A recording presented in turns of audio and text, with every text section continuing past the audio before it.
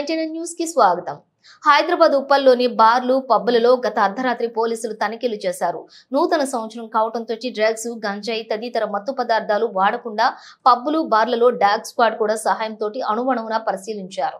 Malkajgiri ACP Chakrapani, Uppal CA ఎలక్షన్ రెడ్డిల ఆధ్వర్యంలోని మాదక ద్రవ్యాల వ్యతిరేక విధానంలో భాగంగా రాచకొండ సిపి సుధీర్ బాబు సూచనల మేరకు ఉప్పల్ పిఎస్ పరిధిలో పబ్బులు, బార్లు అండ్ రెస్టారెంట్లలో తనిఖీలు చేశారు.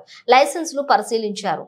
బార్లలో సౌండ్ పొల్యూషన్ ను, పోలీస్ పర్మిషన్ ను, జీహెచ్ఎంసీ పర్మిషన్లను చెక్ చేసి పబ్లు, బార్లలోకి మైనర్లను అనుమతించి లిక్కర్ సప్లై చేసిన, డ్రగ్స్, గంజాయి సరఫరా చేసిన కఠిన చర్యలు తీసుకుంటామని హెచ్చరించారు.